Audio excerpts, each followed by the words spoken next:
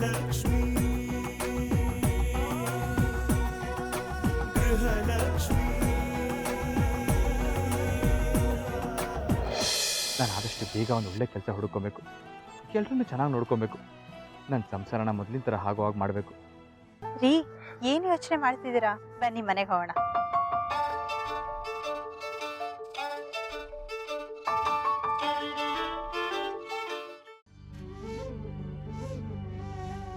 ಅಯ್ಯೋ, ಕುಡಿಕ ಲಕ್ಷ್ಮಿ, ಕೊಡಿ. ಎಲ್ಲ ಕೆಲಸ ನಿಮ್ಮ ಮೇಲೆ ಬಿದ್ದಾಗಿದೆ. ಮನೆ ಅಂದಮೇಲೆ ಕೆಲಸ ಇರುತ್ತಲ್ವ ಲಕ್ಷ್ಮಿ. ಅನಿ ಹೇಗಿದ್ದಾನೆ? ನಾನು ನೋಡಕ್ ಬರ್ಬೇಕಿತ್ತು, ಬರಕ್ಕೆ ಆಗ್ಲಿಲ್ಲ. ಪರವಾಗಿಲ್ಲ ಬಿಡಿಕ. ಆ ಸಾಯಿನಾಥನ್ ದಯೆಯಿಂದ ಅನಿ ಈಗ ಚೆನ್ನಾಗಿದ್ದಾನೆ. ಸ್ಕೂಲ್ಗೆ ಹೋಗ್ಬೇಕು ಅಂತ ಒಂದೇ ಸಮನೆ ಹಠ ಮಾಡ್ತಾ ಇರ್ತಾನಷ್ಟೆ. ಲಕ್ಷ್ಮಿ, ಅವ್ನು ಹಠ ಮಾಡ್ತಾನೆ ಅಂತ ನೀನು ಕಳ್ಸ್ಕೊಡ್ಬೇಡ. ಇನ್ನೊಂದು 4 ದಿನ ಮನೇಲೇ ರೆಸ್ಟ್ ತಗೊಳ್ಳಿ. ಯಾರಮ್ಮ ರೆಸ್ಟ್ ತಗೊಳ್ಳೋದು? ಅನಿ ಅಪ್ಪಾಜಿ. ಓಹೋ, ನಮ್ಮ ಮೃತ್ಯುಂಜಯ. ನೋಡು, ಅವನು ಸೊರ್ಯೋದ್ ಕೂಡಲೇ ನಿನ್ನ ಮುಖದಲ್ಲಿ ಸಂತೋಷ ಹ್ಯಾಕ್ ಕುಣ್ಕುಣ್ದಾಡ್ತಾ ಇದೆ. ಈ ಸಂತೋಷ ನಿನ್ನ ಮುಖದಲ್ಲಿ ನಿರಂತರವಾಗಿರ್ಲಿಮ್ಮ, ಅಷ್ಟೇ ಆ ದೇವ್ರನ್ನ ನಾನು ಬೇಡ್ಕೊಳ್ಳೋದು. ಹೌದಪ್ಪಾಜಿ, ಆ ಸಾಯಿನಾಥನ್ ದಯೆ ನಿಮ್ಮ ಆಶೀರ್ವಾದದಿಂದ ನನಗೆ ತುಂಬ ಸಂತೋಷವಾಗಿದ್ದೀನಿ. ಅನೀಗ್ ಬಂದ ಆಪತ್ತು ಮಂಜಿನಂತೆ ಕರಗೋಯ್ತು. ರಾಘವ್ಗೆ ಕಾಲ್ ಬಂತು. ನನ್ನ ಕುಟುಂಬ ಮತ್ತೆ ಒಂದಾಗಿದೆ. ಇದಕ್ಕಿಂತ ಸಂತೋಷ ನನಗೆ ಇನ್ನೇನು ಬೇಕಪ್ಪಾಜಿ? ಹೌದಮ್ಮ, ಕುಟುಂಬದ ಪ್ರೀತಿ ಸಂತೋಷದ ಮುಂದೆ ಬೇರೆ ಎಲ್ಲ ಹುಲ್ಕಡ್ಡಿಗೆ ಸಮ. ಬಂದ ಕಷ್ಟಗಳನ್ನೆಲ್ಲ ನೀನು ಕಲ್ಲು ಬಂಡೆ ಹಾಗೆ ನಿಂತು ಎದುರಿಸ್ಬಿಟ್ಟೆ. ನಿನ್ನಲ್ಲಿರೋ ಈ ಸಂತೋಷ ಕೊನೆಯವರೆಗೂ ನಿರಂತರವಾಗಿರಲಿ ಅಂತ ಆ ದೇವ್ರನ್ನ ನಾನು ಬೇಡ್ಕೊಳ್ತೀನಿ. ಲಕ್ಷ್ಮಿ, ಹೇಗಮ್ಮ ಇದೆಯಾ? ಚೆನ್ನಾಗಿದ್ದೀನಣ್ಣ. ಸಾರಿ ಕಣಮ್ಮ, ನನಗೆ ತುಂಬ ಕೆಲಸ ಇತ್ತು, ಹಾಗಾಗಿ ಅನಿನ್ ನೋಡಕ್ ಬರೋಕ್ಕಾಗಲೇ ಇಲ್ಲ. ಅಯ್ಯೋ ಪರವಾಗಿಲ್ಲ, ಅದಕ್ಕೆ ಯಾಕೆ ಸಾರಿ ಕೇಳ್ತೀರಾ? ನೀವು ಬರ್ದೇ ಇದ್ರು ನನ್ನ ಮಗನ್ನ ಕಾಪಾಡೋದಕ್ಕೆ ಅಲ್ಲಿ ನಿಮ್ಮ ತಂಗಿ ಇದ್ರು.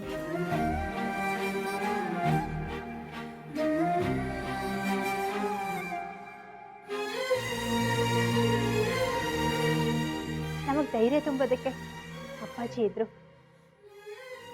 ರಾತ್ರಿ ಹಗಲು ಅಂದೆ ಅಕ್ಕ ಯಾವಾಗಲೂ ನನ್ನ ಜೊತೆನೇ ಇರ್ತಾ ಇದ್ರು. ಇವರೆಲ್ಲ ಇದ್ಮೇಲೆ ನಮ್ಗಿನ್ನೇನು ತೊಂದರೆ ಆಗತ್ತಣ್ಣ? ಮನೆಯವರೆಲ್ಲ ಚೆನ್ನಾಗಿದ್ದಾರೆ ತಾನೆ? ಚೆನ್ನಾಗಿದ್ದಾರಣ್ಣ. ಅತ್ತರಿ ವಿಷ್ಣುರಾಧ ಕಾಣ್ತಾನೆ ಇಲ್ಲ. ಲಕ್ಷ್ಮಿ, ಅವರಿಬ್ರು ಚಿಕ್ಕ ಮಕ್ಕಳ ತರ ಮೇಲ್ ರೂಮಲ್ಲಿ ಜಗಳ ಮಾಡ್ತಾ ಇದ್ದಾರೆ. ಬಂದ್ಲು. ಏನ್ ನನ್ನ ಬಿಟ್ಟು ಡಿಸ್ಕಷನ್ ಮಾಡ್ತಿದ್ದೀರಾ ಅಲ್ವಾ? ಹಾಯ್ ಲಕ್ಷ್ಮಿ ಆಂಟಿ, ಹೇಗಿದ್ದೀರಾ? ಚೆನ್ನಾಗಿದ್ದೀನಿ. ನಿಮ್ನ ನೋಡಿ ಎಷ್ಟು ದಿನ ಆಗಿತ್ತು. ನೀವಿಲ್ಲದೆ ತುಂಬಾ ಬೇಜಾರಾಗಿತ್ತು. ಸದ್ಯ ನೀವು ಬಂದ್ರಲ್ಲ, ಇವಾಗ ನಮ್ಮ ಮನೆಗೆ ಒಂದು ಕಳೆ ಬಂತು. ಅನಿ ಹೇಗಿದ್ದಾನೆ? ಚೆನ್ನಾಗಿದ್ದಾನೆ. ಲಕ್ಷ್ಮಿ, ಇವಳು ನಿನ್ನ ತುಂಬಾ ನೆನಪಿಸ್ಕೊತಾ ಇದ್ಲು. ನಿನ್ ಕೈ ಅಡಿಗೆನೆ ಬೇಕಂತೆ. ಹೌದಾ? ಸರಿ, ಹಾಗಾದ್ರೆ ನನ್ನ ಜೊತೆ ನಮ್ಮ ಮನೆಗೆ ಬಂದ್ಬಿಡು. ಮೊದ್ಲ ಕೆಲಸ ಮಾಡಮ್ಮ, ಈ ಕೋತಿ ಕಾಟ ತಪ್ಪುತ್ತೆ. ನಮ್ಮ ಮನೆ ಪ್ರಶಾಂತವಾಗಿರುತ್ತೆ. ಅಪ್ಪ,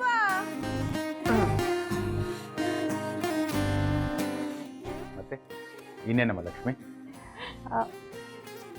ಅಪ್ಪಾಜಿ, ನಿಮ್ಮ ಹತ್ರ ಎಲ್ಲ ಕ್ಷಮೆ ಕೇಳಿ ಒಂದು ಮಾತು ಕೇಳೋದಕ್ಕೆ ಬಂದಿದ್ದೀನಿ. ಅದನ್ನ ನಡೆಸ್ಕೊಡ್ತೀರಲ್ವಾ?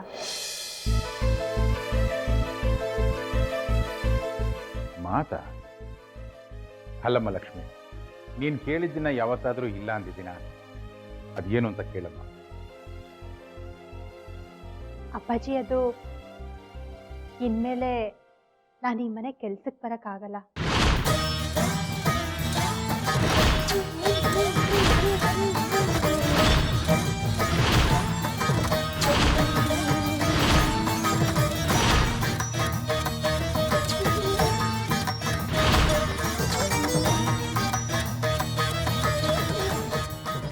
ಅದನ್ನು ಹೇಳಿಬಿಟ್ಟೆ ಹೋಗೋಣ ಅಂತ ಬಂದೆ. ಲಕ್ಷ್ಮಿ, ಯಾಕೆ ಏನಾಯ್ತು? ನಮ್ಮಿಂದ ಏನಾದರೂ ಬೇಜಾರಾಯ್ತಾ? ಅಯ್ಯೋ ಚೇಚೆ, ಯಾಕಕ್ಕ ಹಾಕಿ ಹೇಳ್ತಿದ್ದೀರಾ? ಮತ್ತ್ಯಾಕಮ್ಮ ಬರಲ್ಲ ಅಂತ ಹೇಳ್ತಾ ಇದೀಯಾ? ಏನಾದ್ರು ಸಮಸ್ಯೆ ಇದ್ರೆ ಹೇಳು, ನಾವು ಅದನ್ನು ಸಾಲ್ವ್ ಮಾಡ್ತೀವಿ. ಅಣ್ಣ, ನಾನು ಹೇಳೋದಕ್ಕಿಂತ ಮೊದಲೇ ಅದನ್ನು ನೀವು ಅರ್ಥ ಮಾಡಿಕೊಂಡು ಪರಿಹಾರ ಹುಡುಕೊಡ್ತೀರಾ? ಅಂಥದ್ರಲ್ಲಿ ನಾನು ನಿಮ್ಗೆ ಹೇಳ್ದೇ ಇರ್ತೀನಾ? ನೋಡಮ್ಮ, ಅದೇನೇ ಇರಲಿ, ನಾವೆಲ್ಲ ನಿನ್ನ ಜೊತೆಗಿರ್ತೀವಿ. ಆದರೆ ಕೆಲಸ ಬಿಡ್ತೀನಿ ಅಂತ ಮಾತ್ರ ಹೇಳ್ಬೇಡಮ್ಮ. ಹ್ಞೂ ಆಂಟಿ, ನೀವು ಬರಲ್ಲ ಅಂದ್ರೆ ನಂಗೆ ತುಂಬಾ ಬೇಜಾರಾಗುತ್ತೆ. ನೀವೆಲ್ಲ ನನ್ನ ಮೇಲೆ ಇಟ್ಟಿರೋ ಪ್ರೀತಿ ನೋಡಿದ್ರೆ ನನಗೆ ಏನು ಹೇಳಬೇಕು ಅಂತಾನೆ ಗೊತ್ತಾಗ್ತಿಲ್ಲ. ಆದ್ರೆ ಇಷ್ಟು ದಿನ ನನಗೆ ಕೆಲಸದ ಅನಿವಾರ್ಯತೆ ಇತ್ತು. ಈಗ ನನಗೆ ನನ್ನ ಸಂಸಾರದ ಜವಾಬ್ದಾರಿ ತುಂಬಾ ಇದೆ. ಜೊತೆಗೆ ನನಗೆ ಆರೈಕೆ ಮಾಡಬೇಕು, ಅಮ್ಮನ್ನು ನೋಡ್ಕೋಬೇಕು.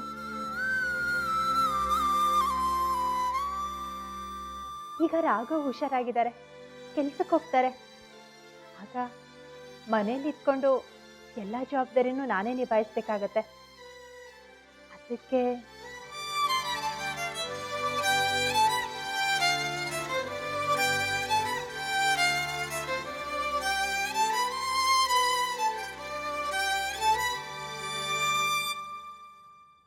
ಲಕ್ಷ್ಮಿ, ನಿನ್ನ ನಿರ್ಧಾರ ಸರಿಯಾಗಿದೆಯಮ್ಮ.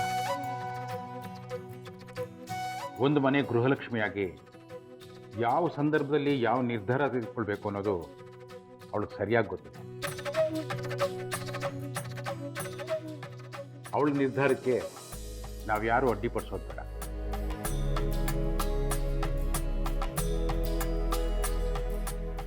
ಆದರೆ ನಿನ್ನ ನಿರ್ಧಾರಕ್ಕೆ ನಾನು ಪರ್ಮಿಷನ್ ಕೊಡಬೇಕು ಅಂತಂದರೆ ನಂದೊಂದು ಕಂಡೀಷನ್.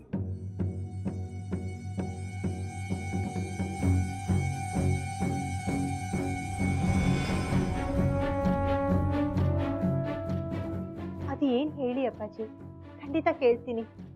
ನೀನು ಆವಾಗವಾಗ ನಮ್ಮ ಮನೆಗೆ ಬರ್ತಾ ಇರಬೇಕು. ಆದರೆ ಈ ಮನೆ ಕೆಲಸದವಳಾಗಲ್ಲ, ಈ ಮನೆ ಮಗಳಾಗಿ.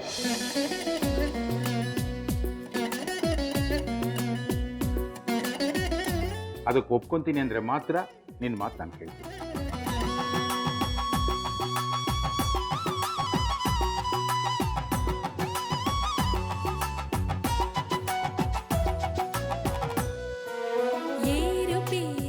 ಅಕ್ಕ, ಅಣ್ಣ, ತಂದೆ ಪ್ರೀತಿ ಕೊಟ್ಟಿರೋ ಈ ಮನೆಗೆ ನಾನು ಬರ್ತಾ ಇರ್ತೀನಿ ಅಪ್ಪಾಜಿ.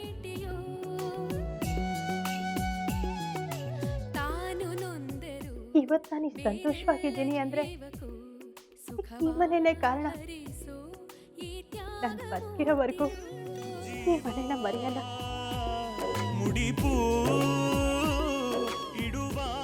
ನೀವು ಬೇಡ ಅಂದ್ರೂ ನಾನು ಇಲ್ಲಿ ಬರ್ತಾನೆ ಇರ್ತೀನಿ.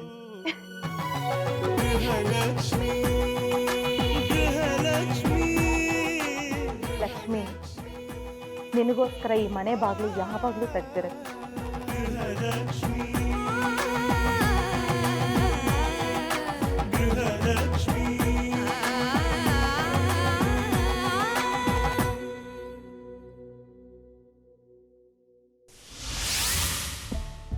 ರಾಘವ, ಆ ಹುಡುಗಿನ ಡೈರಿ ಇಸ್ಕೊಂಡು ಬಂದು ಕಳಿಸ್ತಲ್ಲ, ಯಾಕೆ? ಅಮ್ಮ, ಸುಮ್ಮನೆ ಹೀಗೆ ಕೂತಿದ್ರೆ ಚೆನ್ನಾಗಿರಲ್ಲ. ಏನಾದರೂ ಕೆಲಸ ಮಾಡಬೇಕಲ್ವಾ, ಅದಕ್ಕೆ ಕಳಿಸ್ದೆ. ಪಾಪ, ಅವ್ರ ಮನೇಲಿ ಎಲ್ಲೋ ಪೇಜಸ್ ಇಲ್ವಂತೆ. ಈಗ ಏನ್ ಮಾಡ್ತೀಯೋ? ನನಗೆ ಗೊತ್ತಿರೋ ನಂಬರ್ ಒಬ್ರದ್ದು ನಂಗೆ ನೆನಪಿದೆ. ಅವ್ರಿಗೊಂದು ಫೋನ್ ಮಾಡ್ತೀನಿ. ಅದಿತಿ, ನಿನ್ನ ಫೋನ್ ಕೊಡಮ್ಮ. ಒಂದ್ ನಿಮಿಷ.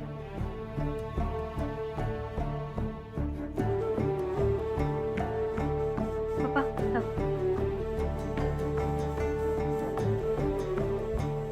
ಅದಿತಿ, ಬೇಳೆ ಬೆಂದಿದೀಯ ನೋಡಮ್ಮ. ಸರಿ ಅಜ್ಜಿ.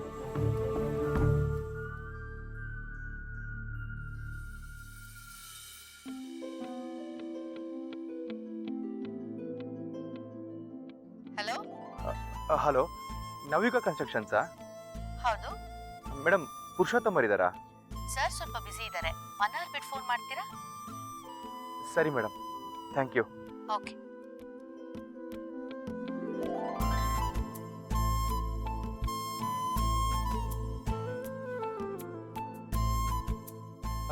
ಹಲೋ, ನಮಸ್ಕಾರ ಸರ್. ಸತೀಶ್ ಸರಾ? ಹೌದು, ತಾವು? ಸರ್, ನಾನು ರಾಘವ್. ರಾಘವ್ ಅಂದ್ರೆ ಯಾರು ಹೇಳಿ? ಸರ್, ಅದೇ ಲಕ್ಷ್ಮಿ ಕನ್ಸ್ಟ್ರಕ್ಷನ್ಸ್. ಓ ಸಾರಿ ಸರ್, ಸಾರಿ ಮಾತಾಡಿ ತುಂಬಾ ದಿವಸ ಆಗೋಯ್ತಲ್ಲ, ಹಾಗಾಗಿ ಗೊತ್ತಾಗ್ಲಿಲ್ಲ. ಹೇಗಿದ್ದೀರಾ sir? I am fine sir. Sorry sir, ನಿಮ್ಮ ಪರಿಸ್ಥಿತಿ ಕೇಳಿ ತುಂಬಾ ಬೇಜಾರಾಯ್ತು. ನಮ್ಮಂತ 100 ಜನಕ್ಕೆ ಕೆಲಸ ಕೊಟ್ಟಿದ್ದೀರಾ ನೀವು. ನಾವೆಲ್ಲ ನಿಮ್ಮ ಕೈ ಕೆಳಗಡೆ ಕೆಲಸ ಮಾಡ್ತಾ ಇದ್ವಿ. ಇವಾಗ ನೀವು ಹೋಗ್ಲಿ ಬಿಡಿ ಸರ್. ಇವಾಗ ನನ್ನಿಂದ ಏನಾಗಬೇಕಾಗಿತ್ತು ಸರ್? ಸರ್, ಅದು ನನಗೊಂದು ಕೆಲಸ ಬೇಕಿತ್ತು, ಅದಕ್ಕೆ ಫೋನ್ ಮಾಡಿದೆ ಸರ್. ಅಯ್ಯೋ ಸರ್, ಅಷ್ಟೇನಾ? ಸದ್ಯಕ್ಕೆ ನಮ್ಮ ಕಂಪ್ನಿಲಿ ಯಾವ ಕೆಲಸನೂ ಇಲ್ಲ. ಆದ್ರೆ ನಿಮ್ಗೆ ಅಭ್ಯಂತರ ಇಲ್ಲ ಅನ್ನೋದಾದ್ರೆ ನನ್ನ ಫ್ರೆಂಡ್ ಒಬ್ರು ಇದ್ದಾರೆ, ಅವ್ರಿಗೆ ರೆಫರ್ ಮಾಡಲಾ ಸರ್? ವರ್ಕ್ ಮಾಡೋದಕ್ಕೆ ಇಲ್ಲದೇನು ಸರ್, ಪರವಾಗಿಲ್ಲ ಹೇಳಿ. ಸರಿ, ಆದರೆ ಅವರು ನಿಮ್ಮ ಅಂಡರಲ್ಲೇ ಕೆಲಸ ಮಾಡ್ತಾ ಇದ್ರು. ನಾ ಅವ್ರ ಜೊತೆ ಒಂದ್ಸಲ ಮಾತಾಡ್ತೀನಿ. ಒಂದ್ಸಲ ನೀವು ಅವ್ರಿಗೆ ಫೋನ್ ಮಾಡ್ಕೊಂಡು ಹೋಗಿ. ಫೋನ್ ನಂಬರ್ ತಗೊಳ್ಳಿ ಸರ್. ಸರಿ ಸರ್, ಕೊಡಿ ಸರ್.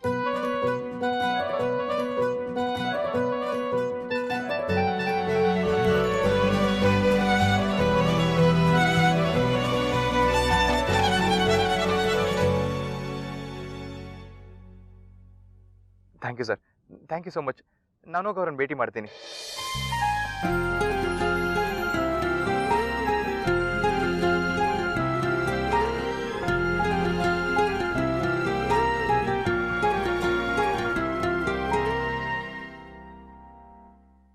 ಅಮ್ಮ, ಏನಾಯ್ತಪ್ಪ? ಅಮ್ಮ, ನಾನೊಬ್ರಿಗೆ ಫೋನ್ ಮಾಡಿದ್ನಲ್ಲ, ನಾಳೆ ಬನ್ನಿ ಮಾತಾಡೋಣ ಅಂತ ಹೇಳಿದ್ದಾರೆ. ಹೌದಾ? ನಿಜವಾಗ್ಲೂ?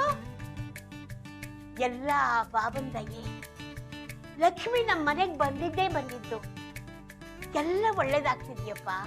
ನೀನು ಹೇಳ್ತಿರೋದು ನಿಜ ಅಮ್ಮ. ಲಕ್ಷ್ಮಿ ಮನೆಗೆ ಬಂದ್ಮೇಲೆ ನಮ್ಗೆಲ್ರಿಗೂ ಪುನರ್ಜನ್ಮ ಸಿಕ್ಕಾಗಿದೆ.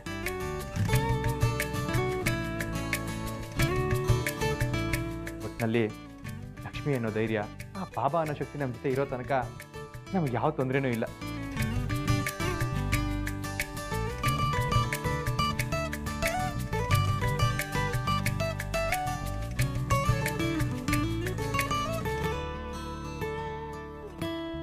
ತಗೊಳ್ಳಿ.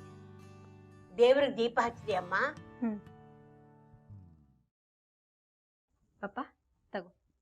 ಅದಿತಿ, ಗಂಟೆ 7 ಆಯ್ತು, ಇನ್ನ ಲಕ್ಷ್ಮಿ ಬಂದಿಲ್ಲ. ಒಂದ್ಸಲ ಫೋನ್ ಮಾಡ್ತೀಯಾ? ಪಪ್ಪ, ಲಕ್ಷ್ಮು ಸ್ಕೂಲ್ಗೆ ಹೋಗಿ ಐಶುನ ಕರ್ಕೊಂಡು ಶಾಸ್ತ್ರಿ ತಾತನ ಮನೆಗೆ ಹೋಗಿ ಅಲ್ಲಿಂದ ಕವಿತಾ ಅತ್ತೆ ಮನೆಗೆ ಹೋಗಿ ಇಲ್ಲಿಗೆ ಬರಕ್ಕೆ ಲೇಟ್ ಆಗುತ್ತೆ. ನೀನೇನು ಟೆನ್ಷನ್ ಮಾಡ್ಕೋಬೇಡ, ಕಾಫಿ ಕುಡಿ. ರಾಘವ, ಅವಳು ಬರ್ತಾಳೆ. ಅವಳೇನ್ ನಿಂತರ ಹೆದರ್ ಪುತ್ಲಿನ. ಕಾಫಿ ಕುಡಿಯೋ. ಲಕ್ಷ್ಮಿ ಬಂದ್ಯಾ? ಯಾಕೆ ಇಷ್ಟು ಲೇಟು? ಐಶು ಎಲ್ಲಮ್ಮ?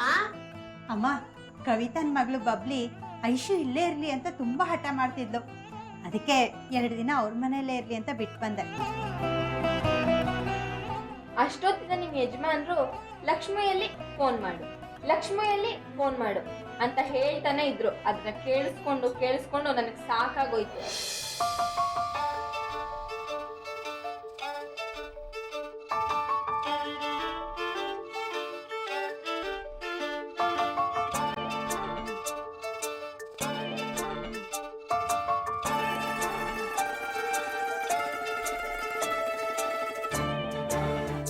ಮಿಸ್ಟರ್ ರಾಘವ್, ಏನಿವತ್ತು ಇಷ್ಟೊತ್ತು ಖುಷಿಯಾಗಿದ್ದೀರಾ?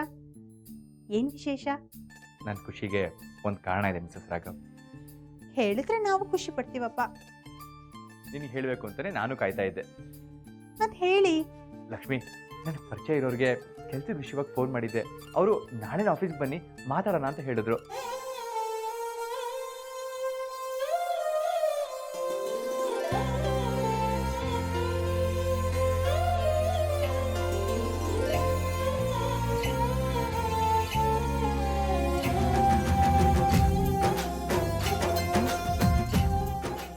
ಮಾತಾಡಿ ನೋಡಿದ್ರೆ ನನಗೆ ಕೆಲಸ ಸಿಗೋ ಥರ ಇದೆ. ಅದಕ್ಕೆ ಖುಷಿ. ಹೌದಾ? ಹೌದು ಲಕ್ಷ್ಮು, ಪಪ್ಪಂಗೆ ನಾಳೆ ಆಫೀಸಿಗೆ ಬರಕ್ಕೆ ಹೇಳಿದ್ದಾರೆ.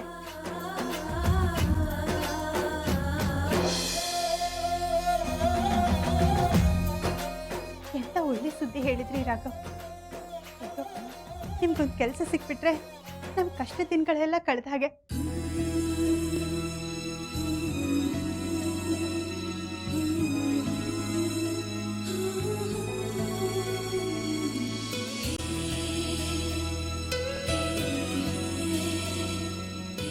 ಎಲ್ಲ ಒಳ್ಳೇದಾಗತ್ತೆ. ನೀನು ಹೋಗಿ ಮುಖ ತೊಳ್ಕೊಂಡು ಬಮ್ಮ. ನಿನ್ನ ಮಗಳು ಮಾಡಿದ ಕಾಫಿ ಕುಡಿಯುವಂತೆ. ಓ ಮೇಡಮ್ ಅವ್ರು ಕಾಫಿ ಬೇರೆ ಮಾಡಿದಾರಾ? ಕಾಫಿ ಮಾತ್ರ ಅಲ್ಲ ಲಕ್ಷ್ಮು, ಇವತ್ತು ರಾತ್ರಿ ಅಡ್ಗೆನೂ ನಾನೇ ಮಾಡಿದ್ದೀನಿ. ಮತ್ತೆ ನನ್ನೇನ್ ಅನ್ಕೊಂಡ್ಬಿಟ್ಟಿದ್ಯಾ? ಇವಳು ಲಕ್ಷ್ಮು ಮಗಳು.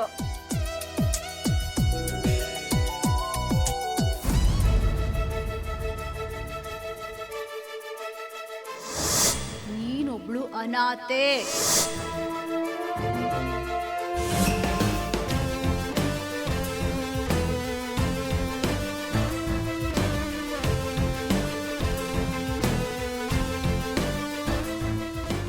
ಮಗಳೇ, ಯಾಕೆ ಏನಾಯ್ತು? ಏನಿಲ್ಲ ಲಕ್ಷ್ಮು. ಸರಿ, ಅನಿಗೆ ಟ್ಯಾಬ್ಲೆಟ್ ಕೊಟ್ಟಿಯಾ? ಅನಿಗೆ ಟ್ಯಾಬ್ಲೆಟ್ ಕೊಟ್ಟಿದ್ದೀನಿ, ಊಟ ಮಾಡಿದಾನೆ, ಈಗ ಮಲಗಿದಾನೆ. ದೇವ್ರಿಗೆ ದೀಪನೂ ಹಚ್ಚಿದ್ದೀನಿ. ಈಗ ತಾವು ಕೈಕಾಲು ಮುಖ ತೊಳ್ಕೊಂಡು ನಾನು ಮಾಡಿದ ಕಾಫಿ ಕುಡಿದ್ರೆ ನನಗೆ ದೊಡ್ಡ ಉಪಕಾರ ಆಗುತ್ತೆ. ತರ್ಲೆ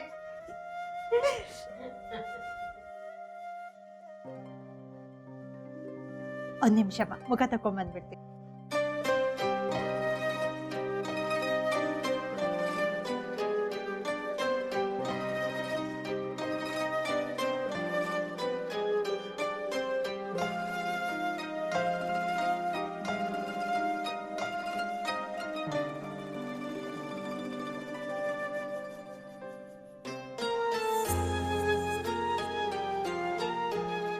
ಎಲ್ಲ ಶರ್ಟು ಮುದ್ರೋಗಿದೆ. ಐರನ್ ಇಲ್ದಿರೋ ಶರ್ಟ್ನ ಕೆಲ್ಸಕ್ಕೆ ಹೇಗೆ ಹಾಕೊಂಡು ಹೋಗ್ಲಿ? ರೀ ಹಾಂ, ಏನು ಲಕ್ಷ್ಮಿ?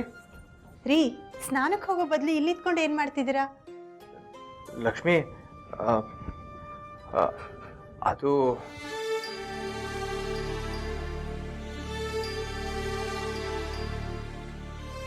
ರೀ, ನೀವು ಇಷ್ಟಕ್ಕೆ ಟೆನ್ಷನ್ ಮಾಡ್ಕೊಂಡಿದ್ದೀರಾ?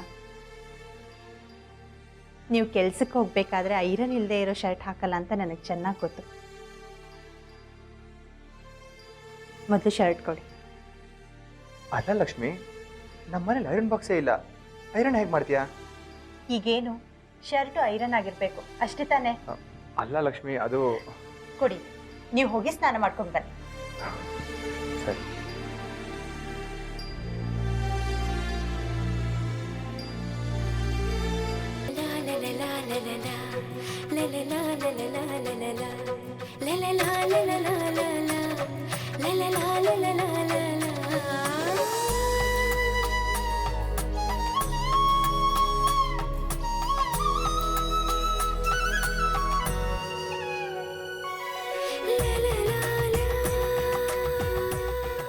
ಲಕ್ಷ್ಮಿ, ನಿನಗಿದೆಲ್ಲ ನೆನಪಿದೆಯಾ?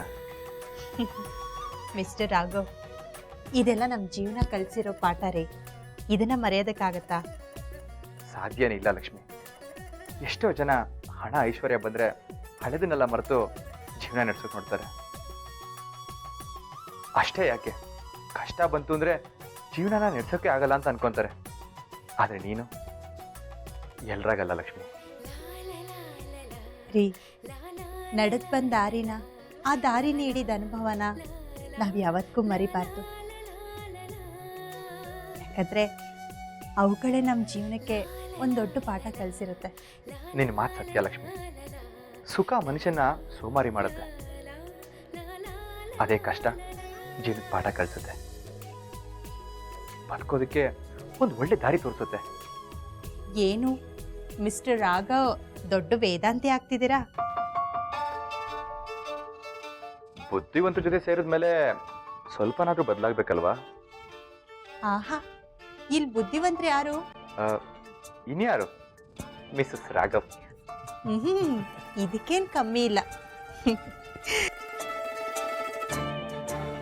ಸರಿ ರೀ, ಬೇಗ ಹೋಗ್ಬಿಟ್ಟು ಸ್ನಾನ ಮಾಡಿ ರೆಡಿಯಾಗಿ ಬನ್ನಿ. ಅಷ್ಟರಲ್ಲಿ ನಾನು ದೇವ್ರ ಪೂಜೆಗೆ ರೆಡಿ ಮಾಡಿರ್ತೀನಿ. ಸರಿ ಲಕ್ಷ್ಮಿ.